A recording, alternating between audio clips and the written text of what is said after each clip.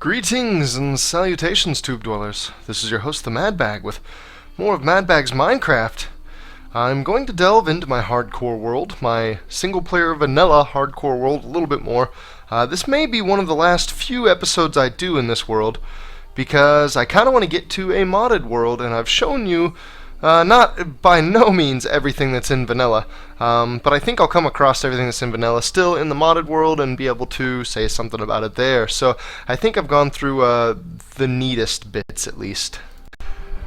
So we're back. Now, unfortunately, I actually attempted to record an episode earlier today in which I went into the Nether and hunted a Ghast, but I spent about 25 minutes, did not find a Ghast, and then noticed that my microphone settings were all jacked up, and it's basically unwatchable. So I'm going to redo this, and I'm going to go over what I did in the last failed episode, very briefly, but then I'm basically just going to get straight to trying to hunt the Ghast again. You can see that my pig did eventually grow up. I'm so proud of my little piggy boy, and my crops are by all means ready to harvest, but I'm not tight on food, so I'm not really worried about that. You'll notice also that I'm holding a diamond sword, so this is something I did in the last episode. I had 3 diamonds from the trip I did down into the earth, and I used 2 of them to make a diamond sword. Now, I prioritized the sword because I'm going to be doing some stuff in the Nether, and zombie pigmen are kind of tough. They're tougher than your average zombies. I've got iron armor, which makes me feel kind of safe going into the Nether, but I really wanted the diamond sword as well. Now, I did a couple other things, too. I'll actually show you how to do everything else I did. And let's see. I'm going to need that string. I'm actually going to need one more piece of string to show you that little bit. I've made, I actually made one, I did not make the other. I made a clock. A clock is useful. You can see the day-night cycle on it right now. It's useful in telling when it's day and when it's night. Now, this little thing turns counterclockwise, and you can see right now we're in the day. We've got more than half the day left, and we're progressing towards night. Once this little night bar here reaches all the way over on this part of the clock, then it will become nighttime. Actually, when the night bar is kind of up here, it'll start getting dark out. But you can make a clock with gold and redstone, just like that. Boom, clock. Now I'm not going to make another one. Obviously, I already have one. You can make a compass in a very similar way, though, using iron instead of gold. And the compass is nice because it always points north. So if I put this down here on my bar, you'll notice that it's got this little red arrow on it. You might not be able to see that real well on YouTube. If you were to crank it up to 1080p, you should be able to. But basically what it's telling me is that, let's see, that way is perfect north. So, you know, if I were to run out here and, let's say I go for a little excursion out into the night, and I go kill some creatures, maybe kill a bunch of skeletons to get arrows. So to hunt a Ghast in the Nether, I'm going to need a bow and arrow. We'll get more into that in a little bit, but one of the best sources of arrows is the skeleton archers that you find around. So let's say that, and it is slowly getting nighttime, as you can tell by my clock. It's steadily getting darker out. One of the best sources of arrows being skeletons. You can go out at night and hunt them to get the arrows to fight Ghasts in the Nether. Now, Ghasts are flying creatures that shoot fireballs, and unfortunately it's not dark enough out for me to see any skeletons quite yet. There's the moon, though. Skeletons will probably be appearing pretty quickly. Now, say you go far enough away that you can't see my little sky marker and some of the glow. You can use this compass to say, okay, that's perfect north. I'm going to travel perfectly south for a ways, and I'm not really going to veer off the beaten path. I'm just going to keep traveling south, and eventually when I feel like I've gone far enough, I can turn around and travel back straight north, and it'll work out for me. So actually, let's see. I'm getting a little turned around here. This way is straight north. Yes. You can also use things like the split between your biome and the next one over to tell your bearing. So the compass can be really handy, especially when adventuring around on the surface world. The clock as well. It can be great when you're underground, trying to tell when it's finally turned back over to day and you can return to the surface and start toiling again. So I used, let's see, I used the clock. I guess I didn't really need to use it. But I made the clock to come out here during the day and go quite a ways away from home and hunt spiders. I eventually went out at night and hunted a few skeletons too. You can see I've got about 8 arrows. 8's a decent amount. That should allow me to kill a couple ghasts. But but spiders drop string. Now, I've already obtained enough to make a bow, and I've already made a bow, but I want to obtain enough string to make another bow just so I can show you the recipe. Spiders will drop string, and that is required to make a bow. Now, I'm not seeing any. You can see spiders during the daytime, and in the daytime they're not hostile, but you can still attack them and they'll still drop the string. Or sometimes spider eyes. Ew, there's a spider. Yes, you, sir. I believe you are angry, right? It is nighttime. Sure enough, he's going to jump at me. He lunges. I dodge. I use diamond sword attack. It's incredibly effective. Now I have, I had 2 pieces still. Now I have a 3rd piece of string. 3 pieces of string is exactly how much was required to make the bow. So I'm not going to make a second one, but now I can go show you the recipe, and then we can get back down into the Nether and hunt this Ghast. Like I was saying, I'll go over my outfit as I go into the Nether too, though. Like I was saying, the Ghast is a floating enemy that doesn't land. Sometimes he gets close enough to the ground that you can hit him with a sword, but you could never rely on that. So you need to take an arrow down there just in case you face one. They also have a projectile attack where they basically throw explosive fireballs at you. Okay, so I've got the bow. Pretend I don't have that. I'm going to pretend that I want to make another bow. This is how I would go about it. 3 sticks, 3 strings, bam, brand new bow. Now we're going to get rid of some of that. Another neat thing you can do with string, let's see, how is the pattern? I think the pattern goes like this. Yeah, you can turn full 4 pieces of string into wool. So if you're having trouble finding sheep and you have a lot of spiders around and you need to make a bed, just use some string, turn it into wool. You need 3 blocks of wool for a bed, bam, you're finished. So the diamond sword I made is easy enough. It's just 2 pieces of diamond straight up like that. I don't have another piece of diamond, so I can't exactly show you, but it's just like a regular sword, just using diamond for the material. Or I could make a golden sword. Ew. No, I'm not going to do that. They actually break really quick. They're really powerful. I think they're as strong damage-wise as a diamond sword, but they break way faster. And let's see, I need to outfit myself for a delve into the Nether now. I don't want to take my diamond pick because it's possible I'm going to die in the Nether, and if I do, I want to lose as little as possible. I don't want to take my clock. Clocks don't work in the Nether. There is no day and night cycle. I don't want to take my compass. I think compasses are the same. Can't tell what's up and what's down. Oh, I guess I could show you. It doesn't hurt to bring some sticks. I've got wood all around me. I don't have any feathers, but you can make arrows if you get feathers off chickens and put the feather down in this bottom slot. Stick, flint, and a feather will make yourself some arrows. Of course, chickens are less common than skeleton archers, so I tend to want to go after the skeletons. I'm going to bring some blocks down to the Nether, just in case I need them. It is very possible that I will need to build a bridge or, I don't know, do any number of things that I would want to have some cobblestone on me for. And I need to bring some torches. You don't really need torches in the Nether, but they can still act as a great way marker, just so you can tell where you are. I'm also going to bring my flint and steel. Now, the portal to the Nether, you have to surround an obsidian. You guys saw me make this. You have to light it with the flint and steel. Once I get over there, if a Ghast were to attack my portal, he wouldn't blow up the obsidian because the obsidian is resistant to explosives, but he might make the portal go out. And if that happens, I need more flint and steel to be able to light it, to be able to get back. There is no iron in the Nether, so if your portal goes out in the Nether and you don't have flint and steel on you, tough luck. That world is screwed. Of course, I'm going to bring water. I'm going to try to stay away from the lava, but if I get too close, bam, I'll be able to pour water on myself. And I'm going to bring this nice shiny bow that I made. So I think we're pretty much ready. I've got plenty of food on me. I've got 8 arrows. That should allow me to take out a couple Ghasts. I think Ghasts, I think they take 3 arrows. I know I've killed them in 2 before, but I think that was with an enchanted bow. We'll get to enchanting likely in the mod whenever I go over. I think I'm going to do a Technic single-player world because it has more mods than Tekkit even. And I think I'm going to do some playing of that, which should be fun. So if I remember correctly, my portal was down near my lava pools. Yeah, sure enough, here it is.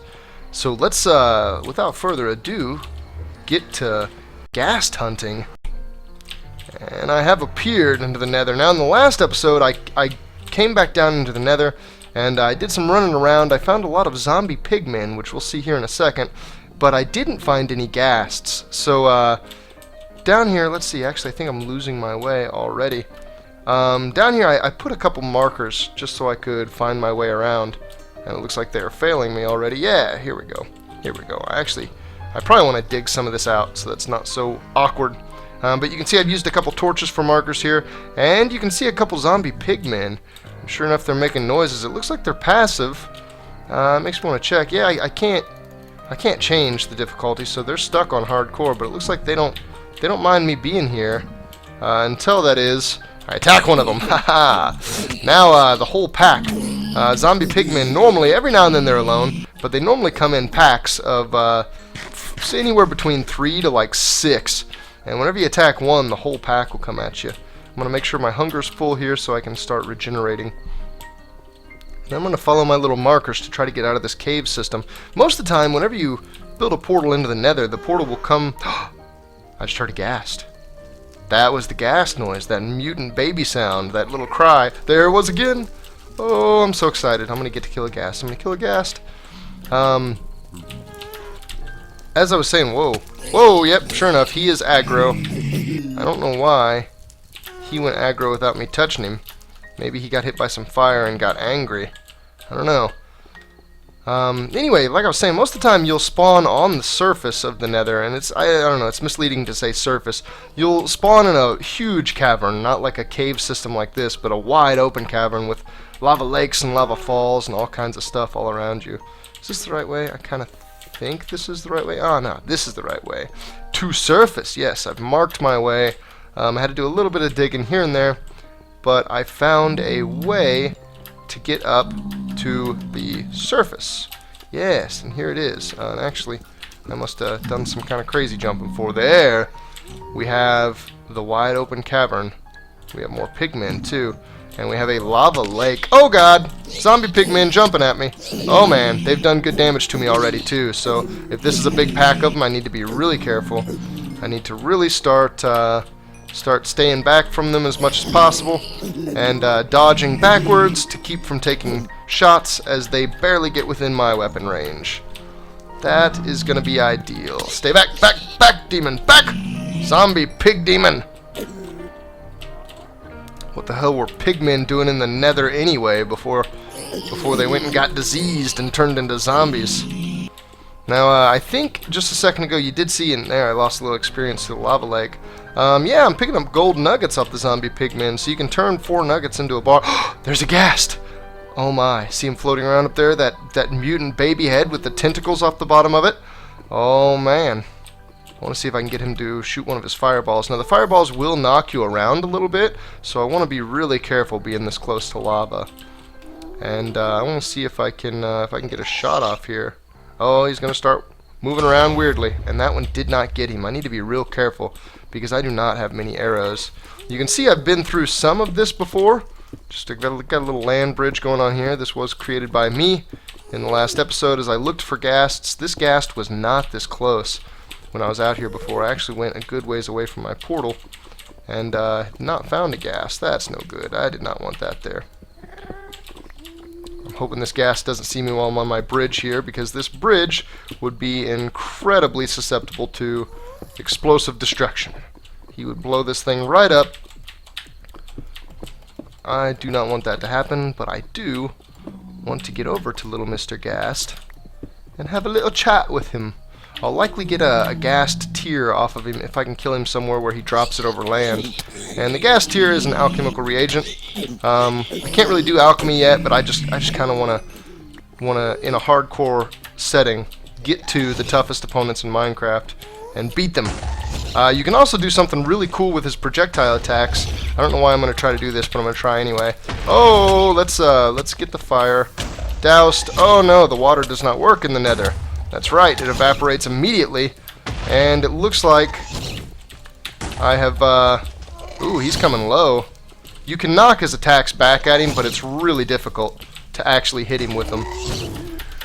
Oh, that one was close to killing me, I think, actually. Oh, right past him. I can probably get him with the bow at this point. He's really close to me, but I'm kind of worried about... Oh, that terrible sound when you hit a ghast. Ah, and down he goes. All right. Now let's see if I can keep from catching back on fire and dying here.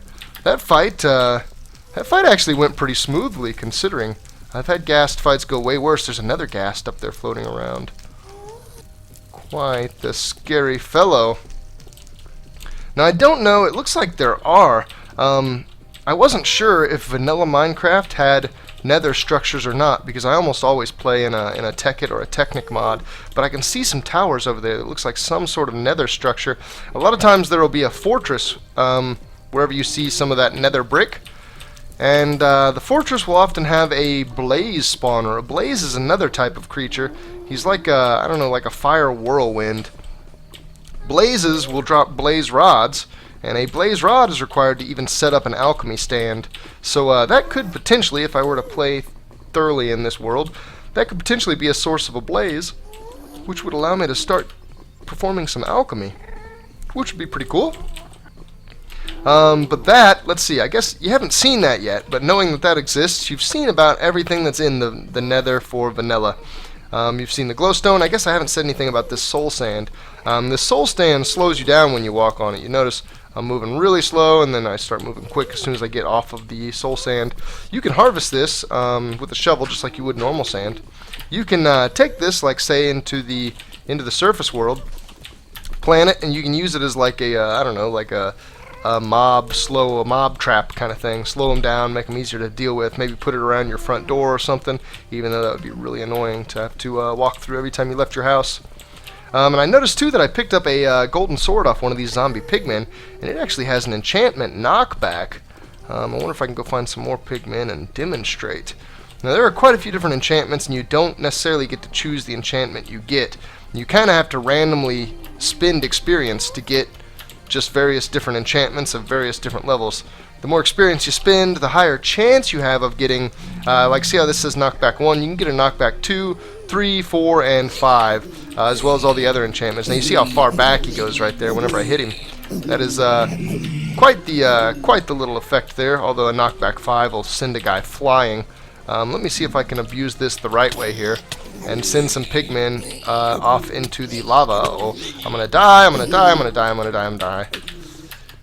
Oh, if I could run, that would be awesome. I would really like to run right now, because death is close. Oh, and down I go. Okay, well, I guess it's a good thing that I was talking about making this my last video in this world before getting to a Tekkit mod, because that world is over. So I took a lot of precautions to go into the nether, but I did not take enough. No more hardcore world for me. As you can see, if you plan on doing any kind of an extensive build or anything big and amazing like you see YouTube videos of, you probably don't want to play in a hardcore world. But as I have shown here, it is possible. Well, I think that's going to be it for me, guys, at least for this video. Hopefully I'll come back pretty soon. I know it's been a long time since I put out a Minecraft video. Hopefully I'll kind of work them a little bit more into regularity. And hopefully you'll see me in my modded Tekkit world, maybe in my single-player Technic world when I come back. So thanks for watching. See you later.